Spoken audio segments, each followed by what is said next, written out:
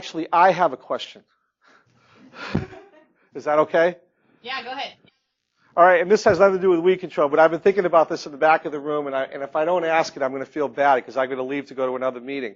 So soils, the pH is going to be best near the surface where you're working the soil. As you go deeper, how does that pH change? And when you pop that coulter through the plow pan and you're thinking about roots going down, how well do those roots grow as they go deeper into the soil, and especially if they're growing below the plow pan and you're into soils that I would imagine have fairly low pHs down there? How does it all work, or is water uptake all you're really getting out of that? Are you not getting nutrients from that far down? I'm just curious about the deeper soils and lower pHs as you go down. So, maybe I should have paid attention when I was in college, but I don't know the answer to that question. I'll just take a hit at it, and then I would open it up to anyone else that has some experience in thinking about this. But when we have this thought, we are getting better foraging of roots deeper in the soil for nutrients. Observed or read anything about issues around the change in pH with the depth of the soil profile, because the roots are filling up that whole volume of soil that's been disturbed. And so the improvement in the root growth and the improved vigor of the crop and its ability to forage has been the benefits of doing this zone till system. So I didn't know if there was any other comments or observations from other growers that have been doing this. Am I on? Yes, go ahead. We've had several cases where we have gone through the plow pan and got down into some pH of 5.1 or something, and it is absolute death on corn. They may come up and grow to be 6-8 inches tall. When the roots finally get down to that layer of acid soil, they're toast. And some other crops have done the same thing. So deep tilling can be death for a crop if they get down into a pH that's not appropriate for the crop that you want to grow. We had a tremendous example of this in Pennsylvania and New Hampshire this year, and basic agronomy 101, you can't grow it in pH 5.0. So, Jim, can you speak to what happened at that point? Yeah, the corn died. No, I mean,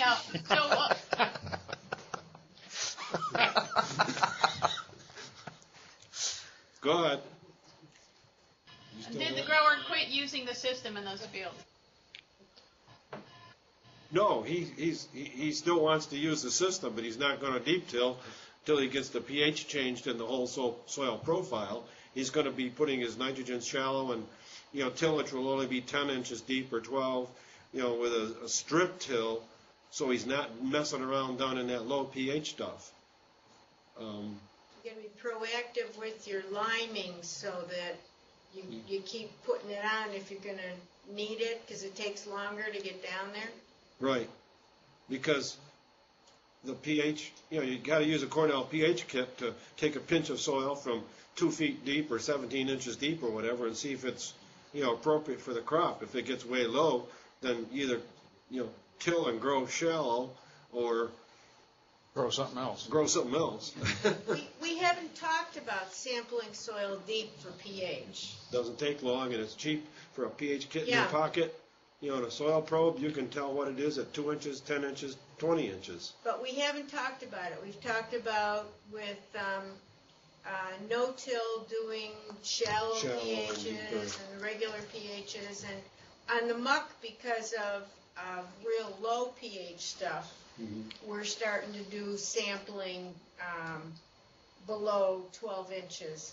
Some mucks will have a pH of 7 too if they clear down into the calcium can be the other way layer too. that would decayed too. But it's something that we need to consider is deep pH testing if you suspect something, I guess. Right. Ask the plant. Anu, I have a question for you. Yep. When you took the soil samples from the field you guys trialed this past season, how deep did you go on that? Because that field has been heavily limed for years. The only thing I did different was the last 3 years, it's been a super heavy cover crop on it that I've trying to build the organic matter in that field. Is that what drove that pH down so low? Because that thing came back like 5.9 or something, and there's no way it should be reading even close to that. Right? We're all Cornell tests. Yeah. Yeah, I think that we sampled that soil fairly shallow for the soil health test. I don't think that we did a full 12-inch depth on that, but we can do that again this year. Would heavy cover crop over an extended period of time cause that to be that low on the surface? No, I wouldn't think so. This is Jude in Massachusetts. Yep. I have a little bit of experience to share with you on this. Generally, with reduced tillage, you want to pay strict attention to your liming practices. You need to do it more frequently, regularly. We had a grower that has been using zone till for a while, and he was trying to zone till 1 year and then leave his, he was preparing beds, and this was for bean production, preparing raised beds with them to try to combat some disease problems, and he was leaving these beds for 3-4 years. And over that time period, his pH would dive throughout the entire field, even though he would topically apply lime on, if not every year, every other year. So what we had him do was come back in and rebuild those beds, rezone till every single year to solve the problem. And that seems to have turned his plantings around. I think you can run into some problems with this. For instance, Gary Sweet out in Ohio does zone tilling in the same slots every single year. He zone tills first, and then he uses a multivator over the top. So he's just basically strip tilling over those same zones and replanting in those areas. And before he came to New England to talk, I asked him, I said, are you having problems with your with acidification going on in those slots? Because in New England, with our soils, if you did that and applied some nitrogen fertilizers in that slot year after year, your pH would really dive in just a short period of time. I don't know what happens with Ohio soils. Maybe they have to sulfur their soils instead of lime them. So maybe he's getting away with it that way. He claims his crop's improving every single year. But what I suggested that he do was go back into those slots and run some soil pH tests, both shallow and deeply, and also between the rows to see if he's having problems with pH starting to dive in those slots. So there are considerations that growers will have to think about when they get into this type of things. I think with the deep zone till as opposed to a no-till system, you do have the opportunity to move some lime deep in the soil. Obviously, it's not throughout the entire soil profile in the field. It's only in the slots that you're disturbing on those particular years, which again reinforces the fact that you need to apply the lime regularly. Thank you, Jude. Do we have other comments on sort of liming strategies or what people have been doing in their zone tillage, in their deep zone tillage? George or Lynn? Yes, we're on. Okay, Well, go ahead. with lime and reduced or no tillage, I think the use of the airway tillage tool, if you spread lime on the surface and then airway it relatively aggressively, that rainfall will move that lime into that top 6 inches of the soil fairly well if we want to avoid, tillage and, full tillage. We've seen that be fairly effective. That particular field I knew that you guys tested, that's the field I dumped the lime in the piles that we work out of. So that's always the first one to get done every year. That one's never been skipped, and that's just been broadcast treated with lime. But there's been years that was done like 3 years in a row with high kale lime. That's why when I got that soil test, I'm again, this cannot be right, with all that lime that's been applied to that thing. But I don't know. I just, the only thing I had done different was it was 3 years of continuous rye. I was trying to just do a little testing and see if it would help my Phytophthora problem if I planted nothing there but rye. So some of the rye had the last couple of years, I hadn't even taken the rye off. I just dissed it down, let it reseed, so it came up really thick. That stuff was such a heavy sod. This year I had to spray that with Roundup a long time because it was it's a lot thicker crop than you normally plant. It's way more than 3 bushel per acre of seed. So I didn't know if that would have caused it or not, but it was really nice loamy soil when I worked it up this year. I mean, I don't know what I did as far as organic matter. I was kind of shocked that didn't come up either with the amount of biomass I put down in it over a 3-year period. I don't know, I'd make a comment about the lime, as Jude was talking about. One of the things that we learned we were told 15 years or so ago when I started, was to move the zone builder strips every year. In other words, the grain farmer will grow a 30-inch row, and then the second year you're till in the middle. And whether it's sweet corn or vegetables or what, move it over to the side, because I've been spreading lime regularly, but every year I till a little different place. I never go in the same row. And so, and those coulters on the back of that tiller are tilling 3 or 4 inches deep to make that mound.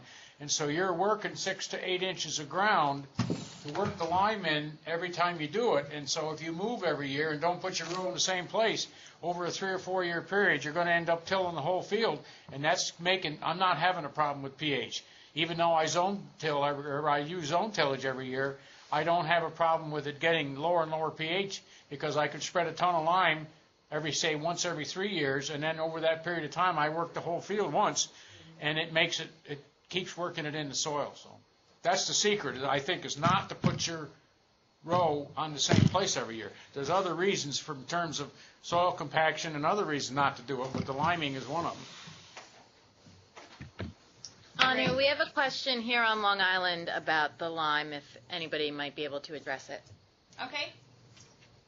I have a question in regard to the effect that compost might have on the pH in the soil. I recently applied approximately 25 tons of compost that tested about 7.5 pH, and I'm not sure whether that would have any long-term or even short-term impact on the soil pH. I was wondering if anyone could address that. I've not done any compost. How many years have you been doing this in a row? 2. We have done some work where we haven't used that high of a rate, but in other work and other observations, the pH does tend to go up slightly over time with heavy rates of compost application. We have observed that, but it depends on the amount and how concentrated it looks on the field. 25 tons of a material that depending on what the source of the material was and what the source of the compost was, it will have a different effect. What the food stock was. The other thing, grass and brush. Okay. the other thing that you want to consider with this is the organic matter in your soil existing. As was mentioned earlier, there was a problem up in New Hampshire when they were deep applying the nitran for sweet corn. And what we determined that problem to be was that the organic matter levels were extremely low in those soils. It was a sandy Merrimack soil. And basically it didn't have the buffering capacity. So when all the nitrogen was applied all at once, what was happening was the pH in that area was crashing over a point. It was dropping from 6.2 down to 4.8, as low as 4.8. Other areas of the field didn't have any problems. So the more you put that compost down, the more you're going to have buffering capacity in your soil, and you shouldn't have problems with that type of a pH drop, a sudden pH drop. And basically that's the recommendation we came up with for the grower in New Hampshire, was to start adding some organic matter to his soil so that he could try to get back to that deeply applied nitrogen. Just a comment on Jude. I believe that farmer in New Hampshire, the pH down at 17 inches was 5.1 or so. Am I wrong? I didn't do the sampling myself, so I'm not sure exactly if he did any deep sampling. But even on the surface, in 6-inch deep samples, he had low pHs. I believe that phone call come out of the blue at a meeting in Pennsylvania, and I thought from the conversation that the crop grew to be 6, 7, 8 inches tall, and then the roots got down into that nasty pH 5.0, and then that's when they headed south and died. Is this a temporary pH crash? Because the pumpkins I had planted on this field where this pH was so low were beautiful. I mean, it was just a mass of green. Everything was fine. But I had broadcast 100 pounds of nitrogen with my herbicide. I don't know, is that possible that's what caused that pH crash? Boy, can't answer that question.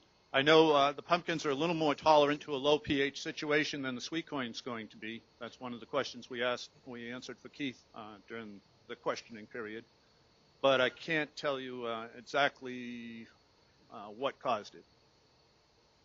I believe that sweet corn in New Hampshire, that the nitrogen was placed about 7 inches deep from the soil surface, so that most generally there's a rule of 8. The nitrogen should be at least 8 inches from the seed if it's going to be below it.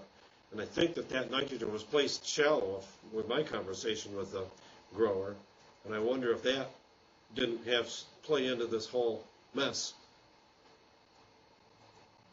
It's a possibility. I guess you have to ask yourself how critical the last inch is. Right. At this point, we are into the section of our video conference where we were talking about fertility, and we've just moved into that quite naturally.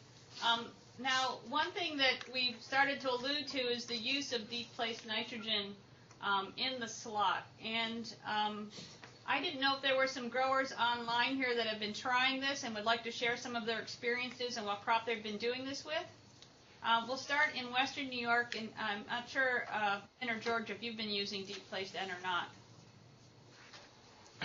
No, I haven't done any deep placement because I'm growing all my sweet corn and pumpkins now following killed alfalfa, so I don't need the nitrogen. So Don Branton is the only one that I've had any experience with, and I'd be doing what he does if I needed the nitrogen, but I haven't needed any, so at this point I haven't done anything except put the nitrogen on with the planter. And, I haven't either. Okay. I haven't tried it yet either. It's something I want to experiment with in the tomatoes and things like that, but I'm just not set up to do it and haven't taken the time to build anything to try to place it down there. Mm-hmm. How about anybody else? I believe Joe Brightly and Casey Kuhns did use some deep N with squash and cabbage this past year. And they saw really pretty good results with both of those, I believe. Yeah. Yeah. In our own work, we've been looking and comparing basically a deep placed N with all of the nitrogen applied at the beginning of the season, and comparing that to a sort of more conventional program with side dressing, and we've seen no difference in the performance. Just confirming the observations that Donnie has had and other growers have had around the region in doing this sort of placement. And this year, we're probably going to look at more closely using it with brassicas, with transplanted cabbage. And perhaps also with squash. I'm not sure if there's any growers in Western Mass that are doing any work with the deep placed N. I don't think so. You guys are both using, right? Yeah. No deep placed N here. Can we ask the growers there that are doing some zone tillage what their crop is and what is their fertilizer program or how they're going about it? Yes, I'll hand you over to Alan Zukowski first. I used it on cucurbits and sweet corn and tobacco, and I apply banded fertilizer on the cucurbits and sweet corn at planting time, and then I top dress just before they run. So most of my fertilizer is close to the surface, slightly worked in, and I don't really see a problem with that. We get a few rains, the nitrogen leaches down to where it needs to be, and I've had really good yields. I'll hand it over to Wally. We're basically doing exactly the same thing. We use liquid fertilizer, band it when we plant, then we side dress with a Lilliston cultivator, and it's been working fine. And that was both I think we have one other grower. Okay. Sounds like the same system all around. And that was all, you said pumpkins, squash? Yes, and sweet corn. All right, how about on Long Island? I know we have some growers on Long Island that are doing some zone tillage. Would they care to share some of their fertilizer approaches? I'd like to reduce using the slow release fertilizer. We haven't tried the deep placement of the nitrogen, but for the last 2 years I've been using a 65% ESN nitrogen that we've been pretty happy with. What rate? Put down at planting? Yeah. So that's applied at planting, and what's the crop? I've been using it on our sweet corn and pumpkins. And I'm sorry, I didn't hear the rate. Been following the recommends for the respective crops. Okay. All right. Any other growers there that are doing some zone till that would like to share what their approach has been with a particular crop? I knew we've put down about, I think it's about 60%, 10-10-10 in the soil next to the plant, and then I follow up later on in the season with liquid nitrogen through the drip irrigation system. We have worked with some slow release fertilizers, but we found that our soils are cold, so they don't release quick enough, so we need to change that so that there's more available in the beginning of the season because they get a slower start. Okay. Anyone else from Long Island? I guess that's it.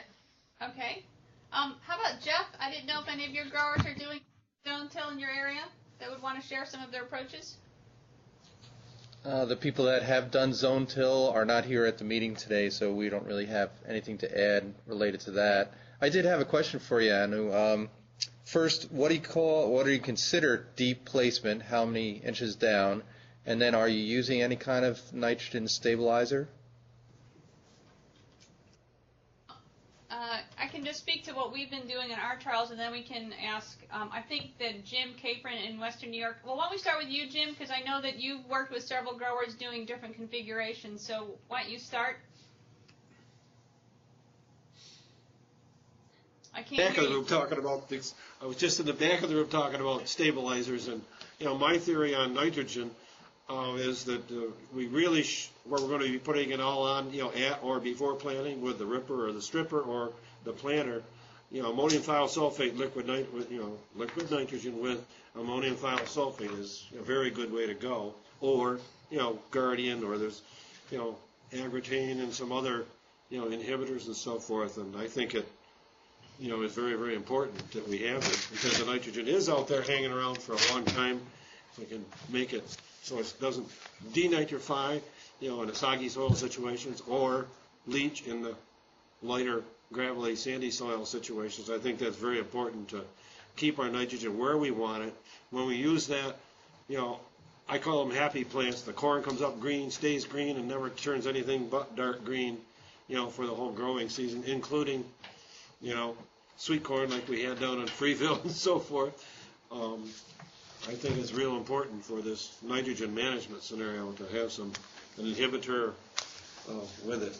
And that works about 6 weeks, 4 weeks, 2 weeks? I don't know, 30 days or so. Short, relatively short. It's relatively short, but in a month's time or 6 weeks' time, we've got the corn up to where it's going to begin to take up nitrogen at a faster rate, so that anything that's leached a little ways, we can probably get at and bring it back up with the roots of the plants. But you need some banded fertilizer to get the plant through until it gets down to the deep and until that's converted. I think the old standard 2x2 fertilizer, there ought to be in a field corn type situation, and I don't think that sweet corn's much different, needs 30 to 40 pounds in the fertilizer band to get that corn to knee high without, its roots are a far greater shape than at knee high in order to getting that deep place nitrogen or the blend beside the zone till coulters. Irregardless of tillage method. Irregardless of tillage method. The fertility deal is the same with conventional or with zone till. The nitrogen's got to be in the soil where it ought to be, positioned correctly, where it's not blended throughout the whole soil profile evenly everywhere. And what about in-furrow fertilizer? Don't go too much. In-furrow fertilization, you got to be really careful with 721-7 or 918-9 or something. A couple gallons I'll go along with, but 10 gallons I'm against, because you run the risk of a stand establishment problem with the seed and the tender little seedlings. But you can't get enough on like you would with a starter then. Right. You can't get enough nitrogen in. Right. Too much nitrogen plus potash is where we get into trouble, especially if we put fertilizer in the seed furrow. Under 5 gallons an acre is, you can twist my arm, but boy, anything over 3, I'm nervous. So as far as when we've been using the deep placed in, we've been going about 8 inches below the seed. I don't know if any growers have gone any shallower when they're doing some transplants. I think John Altabelli was going 6 inches below when he was transplanting cauliflower, as far as his placement of nitrogen. That's in. How were his results? Excellent. He had a really great crop. He was really impressed with the performance. So is it better to stay at like 6 inches versus 10 for most crops, or? Well, I guess 6 to 8. I think 8 inches is a good one, as a safe place to be. And again, that would depend on your soil type. I don't think 10 inches always just. Any deep placed in Long Island. I'm sorry about that. I didn't mean to cut you off. Yeah, no. Long Island, if you say deep place nitrogen. Yep. As far as in Long Island, I don't believe there's anyone there that's been doing it. Any trials because of their sands and other issues. Long Island, I think the nitrogen needs to be placed behind the 2 leading zone till coulters, and that's reasonably shallow. It's away from the seed and seedling far enough, and it's away from the water table far enough that it's the plants can take up some nitrogen that may tend to leach or move down, but deep placed on Long Island is not a good thing. 10 inches always sounded kind of deep to me. I've seen corn go through a period of stress where it's waiting to get to that nitrogen, and I always wondered if with tomatoes and peppers and things like that, if it wouldn't be better going like 6 inches so that they don't go through that period of stress. Or you do the banding where you're getting 40 pounds of nitrogen to the side of the row, right. And that'll carry it for a while. Yep. So that's an important part, that banding when you're planting or transplanting. And I think that that's a couple of the years when we did the trials with Donnie, we saw that sweet corn stall a little bit in the season early, but it did catch up very quickly. So you may observe that, but it did recover. Anu, one of the advantages of if you do zone till properly, which is to have coulters so you have fertilizer on both sides of the row. Yep. The old adage of 100 pounds being maximum of N and K added together, that was when we just put it on one side. Right. The advantage of zone till with 2 coulters is you can put all your fertilizer alongside the row up front, but you're only putting half of it on each side. You're not putting it all in one place, and you get away with it. As opposed to 40 years ago when they said you couldn't put over 100 pounds in, they were just talking about one band. So with zone tillage, you get 2 bands. If you put them about 2.5 inches on each side and just at about the seed depth or so, you're in good shape. But it's a vertical blend. With 2 coulters putting it down, you only get a half the rate. But you have a vertical blend from 0 to 5 or 6 inches deep, however the coulters are going. And I call that it's bathed with nitrogen. The roots of the seedling can go any direction they want. They're going to find some nitrogen.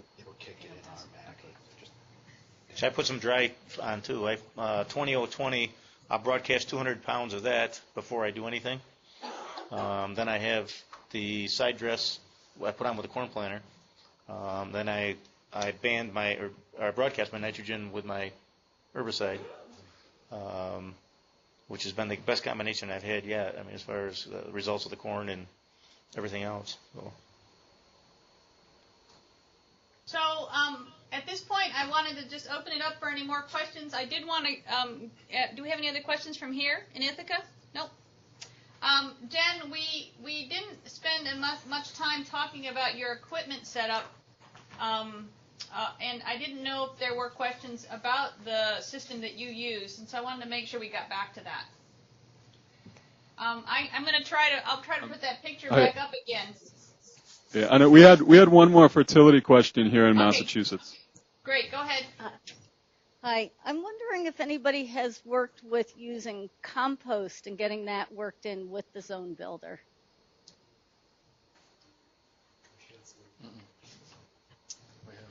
We've used, I can just speak to what we've done. This is Anu again in Ithaca, and in some of our trials we do also do experiments doing zone tillage in organic systems, and so that's always been a concern for us. And so we have generally been broadcasting that compost over the top early in the spring, and then we are just using the zone building to incorporate in the area. But another thing we have done is band with compost, like a poultry compost, a very fine compost. In some cases we've had to go in and we've used that as a band application in those cases. In organic.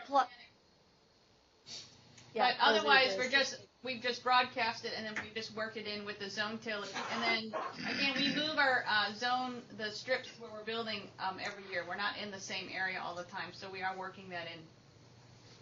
And when you're banding, are you managing to apply with the zone building operation, or are you doing that ahead of time? Oh, that would be afterwards. After we've planted, we'd actually go in and sort of band. Anyone else have experience with using compost in a zone till system? I think, with a few growers here I've worked with, that, working the compost in with an airway is certainly one way to get the compost worked into the top 6 inches of the soil. We've also had experience with pelleted chicken manure going through regular dry fertilizer openers, and that gets quite a bit of fertility right down where it ought to be, 3-4 inches deep in the soil, not too far from the seed, and that, Cryer's chicken manure pellets does an excellent job for the organic folks. It's expensive per pound of nitrogen bought, but it addresses that fertility issue in the organic situation pretty well. Another approach that we've used, this is Anu again, is putting compost on in the fall, just prior to seeding a cover crop. And so we do a little bit of shallow surface tillage at that point prior to seeding a cover crop to work in our compost. So that's, I think, another good strategy for incorporating a compost into a zone till system. I'm going to try that too. What's that? So any other questions before we kind of go back and spend a little bit more time with Jen and looking at her unit to see if we've got any more questions about that or hear